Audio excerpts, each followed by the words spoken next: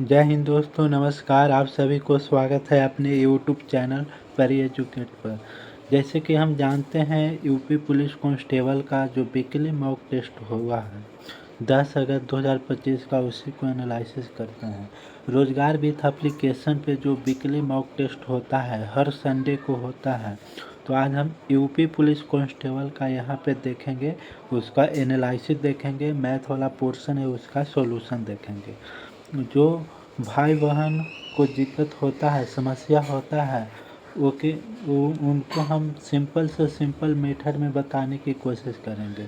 तो चलिए ज़्यादा टाइम न लेते हुए अपने क्वेश्चन के ऊपर आते हैं। क्वेश्चन नंबर 1 यहाँ पे है, दोस्तों 500 मीटर दूरी से एक पुलिसकर्मी को देखकर एक चोर 10 किलोमीटर पर घंटा की चाल से दौड़ने लगा और उसके पीछे पुलिसकर्मी तुरंत 12 किलोमीटर पर घंटा की चाल से उसका पीछा करने लगा। तो चोर को पकड़ लेता है तो पुलिसकर्मी द्वारा तय की गई कुल दूरी ज्ञात कीजिए। देखिए ये 500 मीटर आगे यहाँ पे चोर है, ठीक है, चोर यहाँ पे है पुलिस, ठीक है, पुलिस है। तो पुलिस को देखकर भागने लगा 10 किलोमीटर की रफ्तार से, ठीक है, 10 किलोमीटर पर आवर की रफ्तार से। जैसे पुलिस देखा भाग रहा है तो ये भी 12 किलोमीटर पर आवर से भागने लगा। तो टाइम पूछ रहा है पुलिस कितना, मतलब यहाँ से अगर समय निकालेंगे तो कुल दूरी कितना दिया हुआ है, 500 दिया हुआ है, ठीक है। और जब दोनों सेम दिशा में, सेम डायरेक्शन में दौड़ता है तो यहाँ पे क्या होता है, चाल उसका घट जाता है, तो यहाँ पे 2 आ जाएगा। और ये मीटर में, ये किलोमीटर में है तो मीटर पर सेकंड में 5/18 से गुना करेंगे तो ऊपर हो जाएगा, ठीक है। 5 दूनी 10 से वो कैंसिल हो जाएगा तो यहाँ पे 18×5 = 90, यानी 900 सेकेंड इसको पकड़ने में लगा। तब बताना है कि जो पुलिस है, पुलिस कितना दूरी तक गया, पुलिस है, पुलिस कितना दूरी तक गया, ठीक है। तो पुलिस का रफ्तार कितना है, 12 किलोमीटर पर आवर, ठीक है। इसको हम मीटर पर सेकंड में करेंगे तो 5/18 से गुना करेंगे। कितना सेकंड तक दौड़ा, 900 सेकंड तक दौड़ा, 18×5 = 90, ठीक है। इसको अब जब करिएगा तो कितना हो जाता है, 12×5 = 60, यानी 3000 मीटर ये दौड़ा। इसको जब किलोमीटर में करिएगा तो कितना हो जाएगा, 3 किलोमीटर। तो पुलिस कितना दूरी तय किया, 3 किलोमीटर, ऑप्शन बी सही हो जाता है। चलिए नेक्स्ट क्वेश्चन नंबर 2 है यहाँ पे कि जब 5 के पावर कितना है, 5 के पावर 501 है, इसमें 126 से भागा करेंगे, विभाजित करेंगे तो शेषफल क्या हो जाएगा। तो इसको 5 के पावर 3 लिख सकते हैं, तो यहाँ पे कितना हो जाएगा, तो यहाँ पे हो जाएगा आपको 167, ठीक है, भागा कितना हो जाएगा, 126। अब जब इसको कितना हो जाएगा, 5 के पावर 3 है तो 125 हो जाएगा, ठीक है, 125 के पावर 167 बटे कितना है, 126। अब इससे डिवाइड करेंगे तो क्या हो जाएगा, -1 यहाँ पे है। अगर यहाँ समझ में नहीं आ रहा है तो 126 माइनस क्या लिख सकते हैं, इतना लिख सकते हैं, ठीक है, 167/126। यहाँ पे अगर डिवाइड करेंगे 126 तो 0 बार में हो जाएगा, यहाँ माइनस, माइनस को अगर 167 से डिवाइड करेंगे तो कितना हो जाएगा, -1 आ जाएगा, ठीक है। तो 126 में से -1 अगर करेंगे तो 125 आ जाएगा, जो कि इसका शेषफल बचेगा। क्या बचेगा, शेषफल बचेगा। तो राइट आंसर हो जाएगा 125, ऑप्शन डी सही हो जाता है। आप डायरेक्ट यहाँ से कर सकते हैं कि 125 126 है तो यहाँ से माइनस करिएगा, -1, तो 126 में से -1 कर सकते हैं, ठीक है। क्वेश्चन नंबर 3 यहाँ पे है कि दो संख्या का महत्व HCF 47 है, ठीक है। मान लीजिए संख्या ए है और संख्या बी है। संख्या अगर 47 है तो कितना हो जाएगा, 47x हो जाएगा, ये 47y हो जाएगा, ठीक। इन दोनों संख्या का गुणनफल जैसे 47x × 47y = दिया हुआ है 6627। यहाँ से x और y निकालिएगा तो कितना बार में कैंसिल हो जाता है, ये 3 बार में कैंसिल हो जाता है। आपको बताना है 0 से लेकर 10 तक कि कौन सा ऐसा संख्या है जिसको गुना करला पे 3 आ जाएगा। तो 1 और 3 है जो कि गुना करला पे 3 आ जाएगा, ठीक है। तो बड़ी संख्या इसमें से क्या है, 3 है। तो 47 × 3 यहाँ पे करेंगे तो कितना हो जाएगा यहाँ पे, तो 7 × 1 = 21, 7 × 12 = 13 14, 141 हो जाता है, तो सबसे बड़ी संख्या कौन है? 141। राइट आंसर क्या हो जाता है? ऑप्शन डी हो जाता है। ठीक है, क्वेश्चन नंबर 4 यहाँ पे देखिएगा। तो 4 नंबर क्वेश्चन आप इस प्रकार के है तो यहाँ से लिख सकते हैं। अगर नीचे इसको सिंपल फॉर्मेट तोड़िएगा तो इसको 1/2 लिख सकते हैं इंटू ये क्या हो जाएगा? 3 में से 1 गया 2/3 हो जाएगा इंटू ये क्या हो जाएगा? 3/4 हो जाएगा डैश डैश डैश इसको करिएगा तो कितना हो जाएगा? 8/9 हो जाएगा। इसको करिएगा तो 10 में से 1 गया 9/10 हो गया। ठीक है, आप देख सकते हैं कि जो नीचे में डिनोमिनेटर है वो अगले नंबर से कट रहा है। 3 से कट रहा है तो यहाँ 4 भी 4 से कट रहा होगा, 8 भी 8 से कट रहा होगा और 9 9 से कट रहा है। तो ऊपर तो बचा 1 और नीचे बचा क्या? 10। तो राइट आंसर क्या हो जाता है? 1/10। ऑप्शन बी सही हो जाता है। क्वेश्चन नंबर 5 यहाँ पे देखिएगा। 2 कर्मचारियों है, ठीक है, अनीता सरिता के प्रति माह 6600 रुपया की कुल राशि का भुगतान किया जाता है। यदि अनीता को सरिता को दी गई राशि का 120% भुगतान किया गया। ठीक है, यहाँ पे आप अनीता लिखिए। अनीता किसको? सरिता का। सरिता का कितना है? 120% भुगतान किया गया। तो इसको आप लिख सकते हैं 6/5। ठीक है, तो कह रहा है कि सरिता को कितना राशि मिलेगी? सरिता को कितना राशि मिलेगी? तो यहाँ पे सरिता को हम निकालेंगे राशि से। सरिता को कितना मिल रहा है? 5 मिल रहा है और टोटल कितना है? 11 है। तो 5 भाग मिल रहा है 11 में से, तो 6600 में से कितना मिलेगा? ये 6 बार में कैंसिल हो जाएगा 600, तो यहाँ हो जाएगा 5630 यानी 3000 में से मिलेगा। 3000 राशि सरिता को मिलेगा। तो ऑप्शन ए सही हो जाता है। अब क्वेश्चन नंबर 6 देखेंगे। यहाँ पे कह रहा है 55,000 के अंकित मूल्य वाली वॉशिंग मशीन की बिक्री पर 10% की 3 क्रमागत छूटें उपलब्ध है। तो वॉशिंग मशीन का अंतिम विक्रय मूल्य ज्ञात कीजिए। हमको क्या पूछ रहा है? एसपी पूछ रहा है।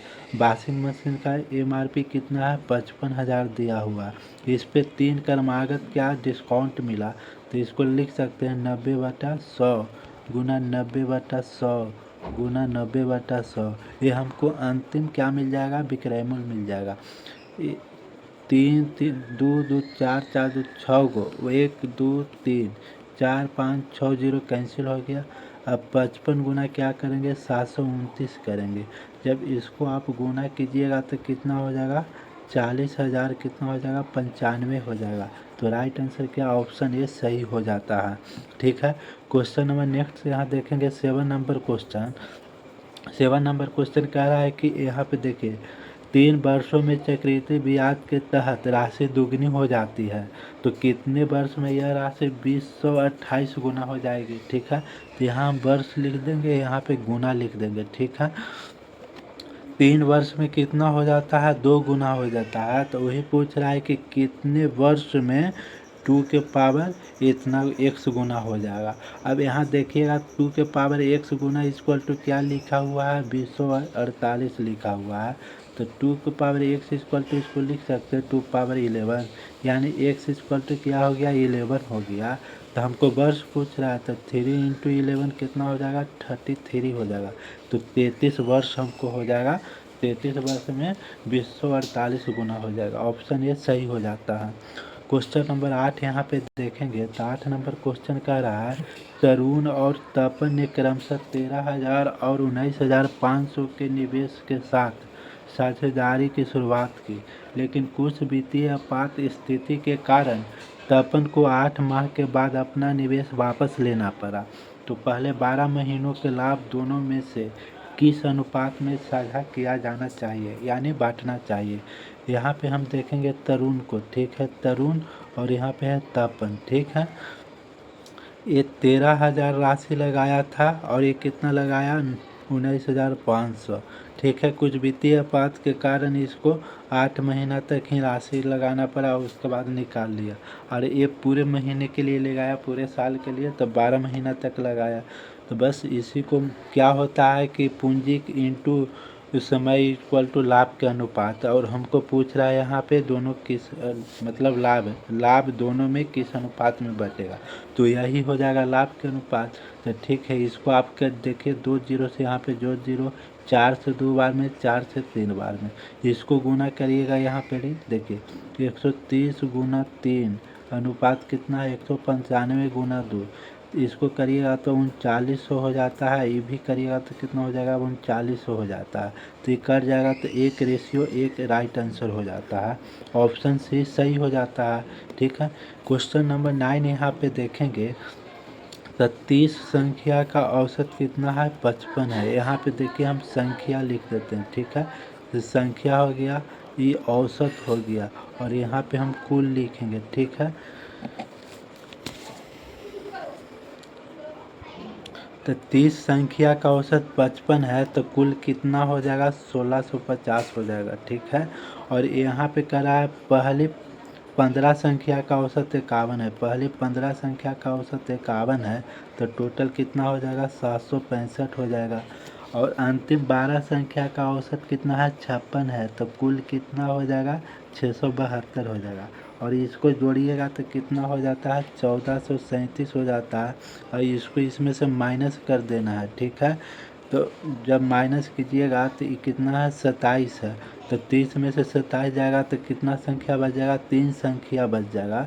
यहाँ पे 3 संख्या बच जाएगा। 3 संख्या का योग कितना हो जाएगा तो 16 में से 150 में से कितना करिएगा 1437, तब बच जाएगा कितना हमको यहाँ पे 213 बच जाता है। ठीक है, और इसमें कह रहा है एक संख्या जो है कितना 68, और एक संख्या कौन है यहाँ पे 74।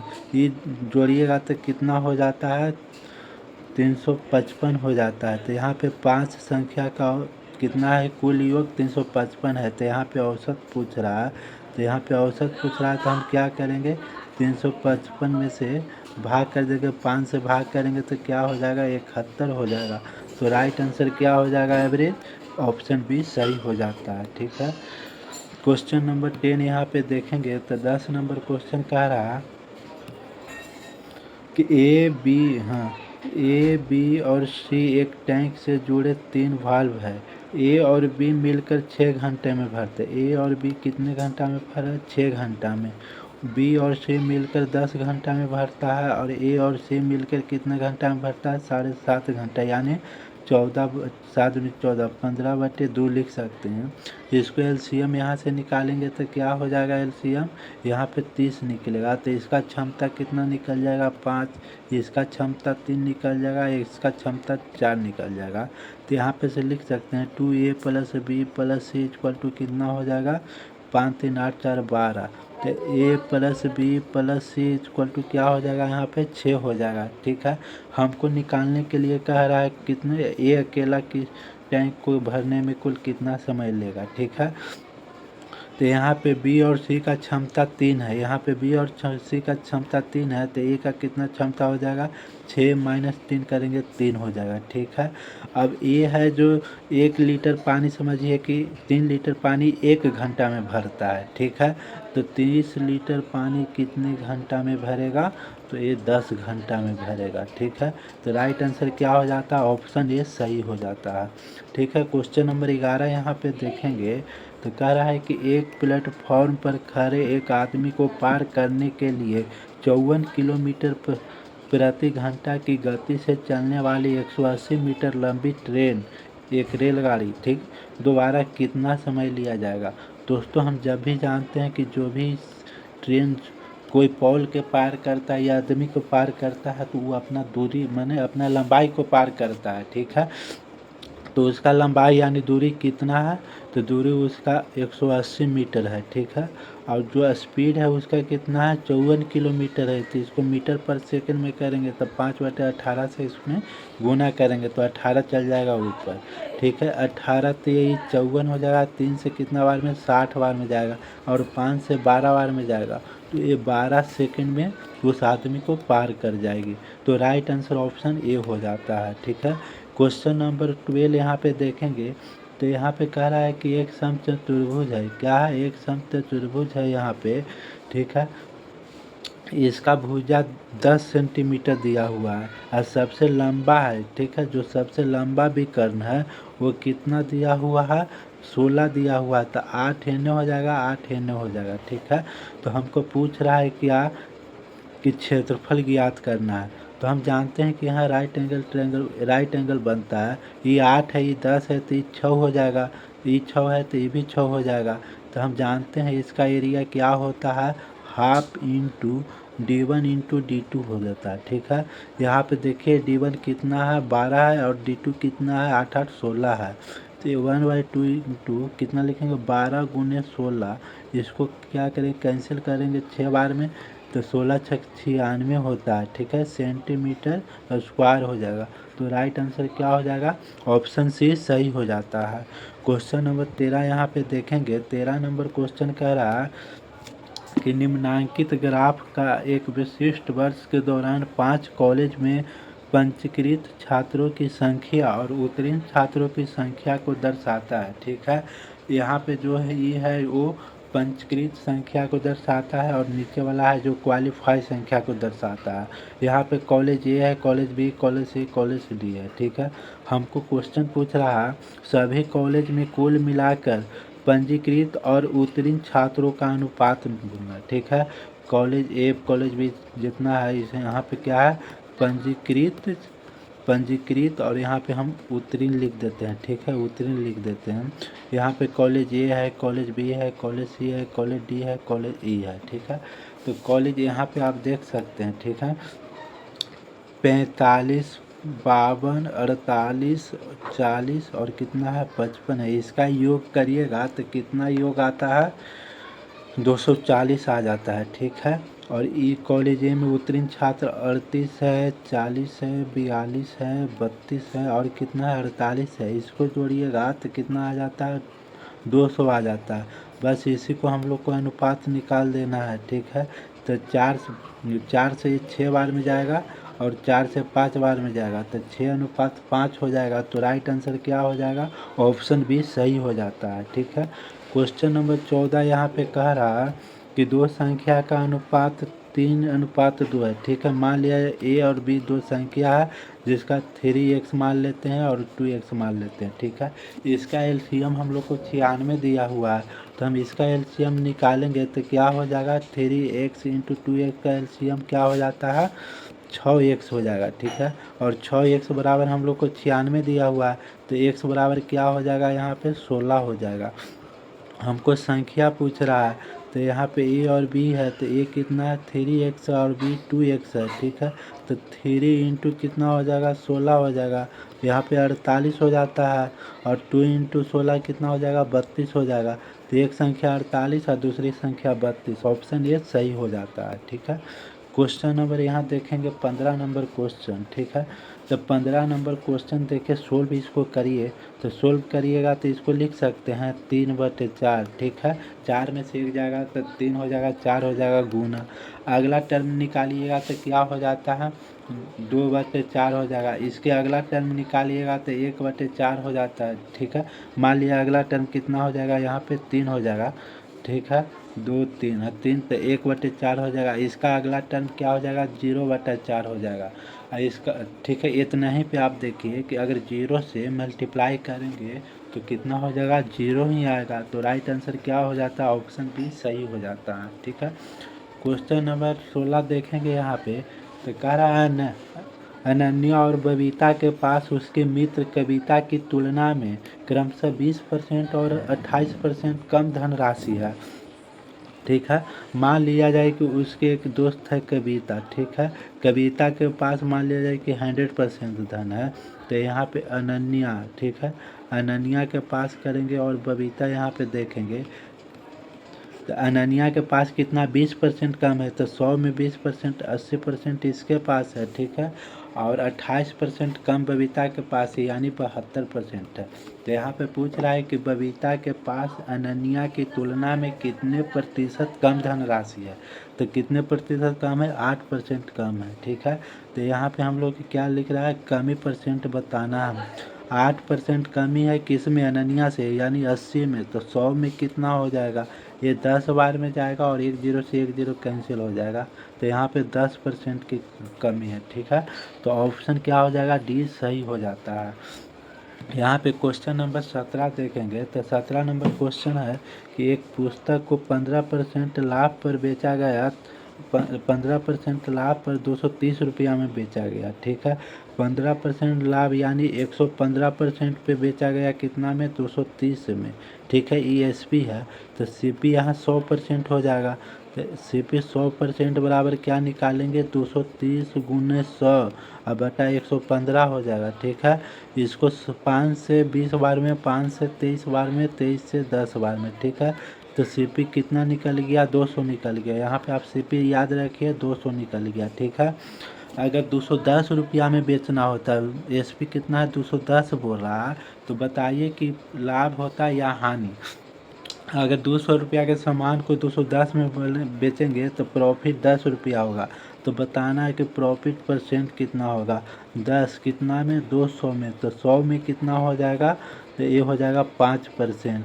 तो राइट आंसर क्या हो जाता है? ऑप्शन डी, 5% का प्रॉफिट हो रहा है, लाभ हो रहा है। यहाँ हानि है, यहाँ लाभ है, तो ऑप्शन डी सही हो जाता है। ठीक है, क्वेश्चन नंबर 18 यहाँ पे देखेंगे। ठीक है, जब एक राशि का निवेश 5 वर्षों के लिए किया गया तो इसे कितना मिला? 5250 धनराशि मिलता है। ठीक है, कितना मिला? 5250 मिलता है। यदि प्रति वर्ष साधारण ब्याज 2 वर्ष माने अधिक होता है। ठीक है, 2% अधिक होता है, कितना? 5 वर्ष के लिए, तो टोटल 10% हमको मिलता है। तो 10% मिलता है तो कितना टोटल हमको 5600 रुपया प्राप्त होता है। ठीक है, तो जो इसमें अंतर है वो कितना बराबर है? 10% के बराबर है। तो इसमें अंतर कितना है? आप इसको माइनस कीजिए। जब माइनस करेंगे तो कितना हो जाएगा? 350 हो जाएगा। ठीक है, तो 10% बराबर कितना निकल गया? 350 निकल गया। हम जानते हैं कि कोई भी धनराशि अपने आप में 100% होता है, तो 100% कितना हो जाएगा? 3500 हो जाएगा। तो राइट आंसर क्या हो जाएगा? ऑप्शन डी सही हो जाएगा। ठीक है, क्वेश्चन नंबर 19 यहाँ पे देखेंगे कि ए और बी का आई का अनुपात, यहाँ पे ए है, यहाँ पे बी मान लेते हैं। ठीक है, यहाँ पे आई है, आई का अनुपात 5:7 है। यहाँ पे हम बचत देख लेते हैं। ठीक है, बचत का अनुपात कितना है? 2:3 है। और वो खर्च करता है, ठीक है, यहाँ पे खर्च लिख लेते हैं। वो खर्च कितना करता है? 35,400 करता है और 48,600 करता है। ठीक है, तो यहाँ पे आप इसको निकाल लीजिए, जैसे 15 दोनों में से क्रॉस मल्टीप्लाई करके इक्वल कर दीजिए। तो 15 माइनस 14 यहाँ पे लिख सकते हैं इक्वल टू। ठीक है, यहाँ पे कितना हम लिख सकते हैं? तो 35,400 में 3 से गुना करिएगा तो कितना आता है? 1,06,200 आता है। माइनस कितना? 48,600 से 2 में गुना करिएगा तो ये कितना आ जाता है? 97,200 आ जाएगा। ठीक है, 97,200 आ जाएगा। तो 1 यूनिट बराबर कितना मान निकल गया यहाँ पे? 1 यूनिट बराबर हमको यहाँ पे 9,000 निकल जाता है। ठीक है, 9,000 हमको पूछ रहा है ए और बी का आई का अंतर। आई का अंतर कितना है? 7 माइनस 5 यानी 2 यूनिट है। ठीक है, और 1 यूनिट बराबर 9,000 है, तो 2 यूनिट का मान कितना हो जाएगा? 18,000 हो जाएगा। तो राइट आंसर क्या हो जाएगा? 18,000 की अंतर है। ऑप्शन सी सही हो जाता है। क्वेश्चन नंबर 20 यहाँ पे देखेंगे कि 140 ग्राम पीतल को तांबे के साथ मिलाकर पीतल और तांबे का अनुपात कितना हो गया? 4:3। ठीक है, तो बताना है कि मिश्र धातु बनाने में प्रयोग किए गए तांबे की मात्रा। ठीक है, यहाँ पे हम लोग को पीतल दिया हुआ, पीतल कितना मिलाया गया?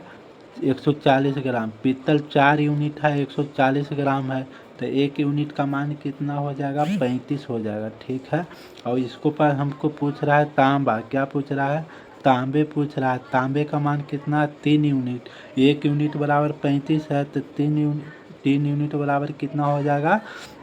105 ग्राम हो जाएगा। ठीक है, 105 ग्राम।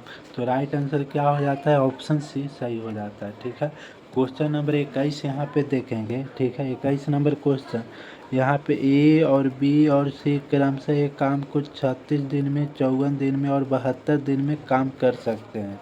लेकिन क्या हुआ कि ये पूरा काम ये है जब पूरा कार्य होने से 8 दिन पहले मान लिया जाए कि हट गया। पूरा काम एक दिन में हुआ था तो 8 दिन पहले चला गया, ठीक है।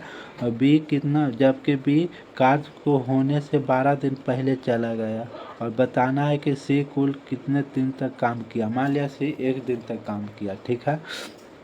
ये कितना काम करता है, 8 x-8, लेकिन कर सकता था 36 दिन तक, ठीक है। प्लस बी करता है x-12 दिन, लेकिन कर सकता था 54 दिन। एक्स करता है 1 दिन तक, जो 72 दिन कर सकता था। और तीनों मिलकर एक काम को करता है। आप यहाँ से x का मान निकालिएगा तो x का मान क्या हो जाता है, यहाँ पे आप यहाँ पे x का मान निकालिएगा तो कितना हो जाएगा, 24 यहाँ पे आ जाता है। तो पूछ रहा है कि सी ने कुल कितने दिन तक कार्य किया था। तो सी का मान x है तो कुल कितने दिन तक कार्य किया था, 24 दिन तक। तो राइट आंसर ऑप्शन ए सही हो जाता है, ठीक है। क्वेश्चन नंबर 22 यहाँ पे देखेंगे तो 22 नंबर क्वेश्चन कह रहा है कि एक स्कूटर सवार 5 घंटे तक यात्रा करता है, ठीक है। वह पहली आधी दूरी को, मान लिया एक डिस्टेंस हुआ, ठीक है, ये 2x है। तो पहली आधी दूरी x होगा, दूसरी आधी दूरी x होगा। पहली आधी दूरी को 21 किलोमीटर की रफ्तार से चला, ठीक है। और शेष दूरी को 24 किलोमीटर की रफ्तार से चलता है। तो टोटल वो 5 घंटे तक यात्रा करता है, ठीक है। तो बताना है कि वो कितना दूरी तय किया। यहाँ से 24x प्लस 21x बराबर क्या लिख सकते हैं, इसका एलसीएम कीजिएगा तो 200 कितना हो जाता है, 16 हो जाता है।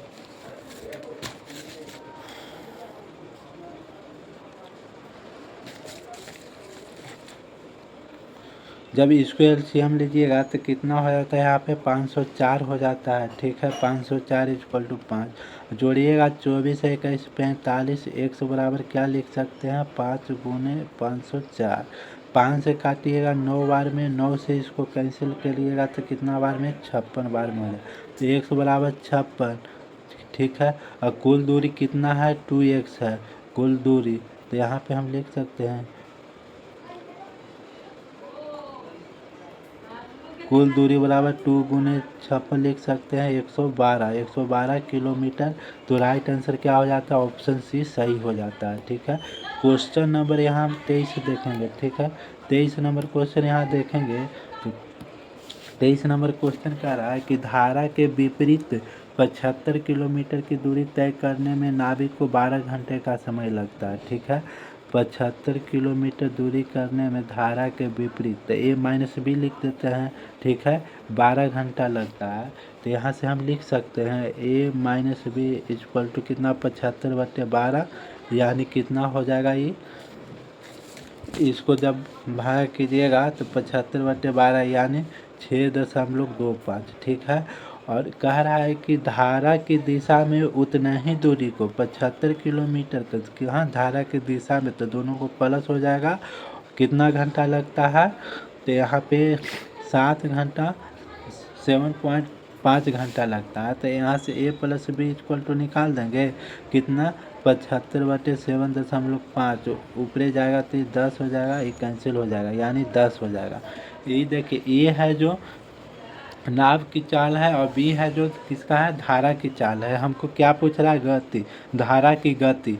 तो यहाँ से हम 2b इक्वल टू क्या लिख सकते हैं, 10 माइनस 6.25, ठीक है। बी इक्वल टू क्या यहाँ पे लिख सकते हैं, 3.75/2 लिख सकते हैं। जब इसको सोल्व कीजिएगा तो कितना 1.875 आ जाता है। तो राइट आंसर क्या हो जाएगा, ऑप्शन डी सही हो जाता है। इतना किलोमीटर पर घंटा की रफ्तार है धारा के, ठीक है। ये धारा के चाल था, ठीक। नेक्स्ट क्वेश्चन की बात करते हैं 24 नंबर क्वेश्चन। तो 24 नंबर क्वेश्चन में कह रहा है एक बेलनाकार स्तंभ का वक्र क्षेत्रफल 264 है और यहाँ पे वक्र पृष्ठ क्षेत्रफल क्या होता है, तो इसके बराबर 2πr/h होता है। और 2πr/h बराबर दिया हुआ है 264 दिया हुआ है। तो यहाँ पे RH बराबर क्या लिख सकते हैं, 264, नीचे 2 गुने 22/7 लिख सकते हैं।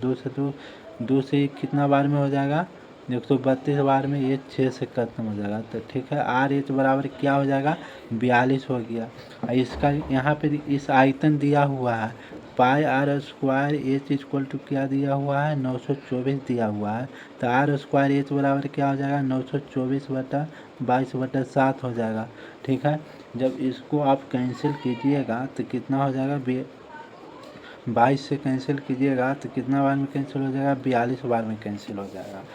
अब यहाँ से हम एच बराबर क्या लिख सकते हैं, 42/8 लिख सकते हैं। ठीक है, तो यहाँ वैल्यू पुट करिए तो आर स्क्वायर गुने एच बराबर कितना है, 42/8 बराबर 42 गुने 7 है। ठीक है, 42 से 42 कैंसिल, आर से आर कैंसिल। ठीक है, तो आर बराबर क्या हो गया, 7 हो गया। तो एच बराबर क्या हो जाएगा, यहाँ पे एच बराबर 42 में से 6 से भाग करेंगे, 7 से भाग करेंगे, 6 हो जाएगा। ठीक है, हमको पूछ रहा है कि ऊंचाई और व्यास 2r के पूछ रहा है। तो ऊंचाई कितना है, 6 दी है, और यहाँ पे कितना है, r बराबर 7, तो 7 दूनी 14 है, तो यहाँ पे 3:7 हो जाएगा।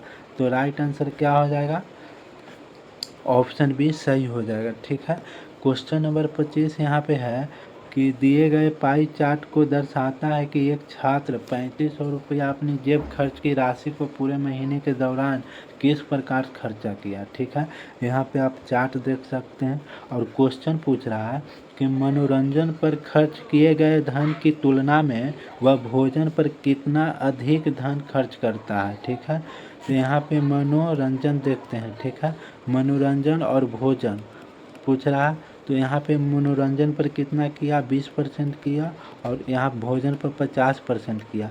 तो कितना अधिक किया, 30% अधिक किया। तो हम लोग को यही परसेंट निकालना है, अधिक परसेंट। ठीक है, तो 30 किया कितना में, 100 में किया, तब 3500 में कितना करेगा खर्च, 2 जीरो से 2 जीरो, 15 3 तो 9 10, यहाँ 1050 रुपया अधिक करेगा। ठीक है, तो राइट आंसर क्या हो जाएगा, ऑप्शन डी सही हो जाता है। दोस्तों, उम्मीद करता हूँ कि आपको समझ में आया होगा। प्लीज़ अगर समझ में आया है तो लाइक कीजिए, सब्सक्राइब कीजिए, शेयर कीजिए। धन्यवाद दोस्तों।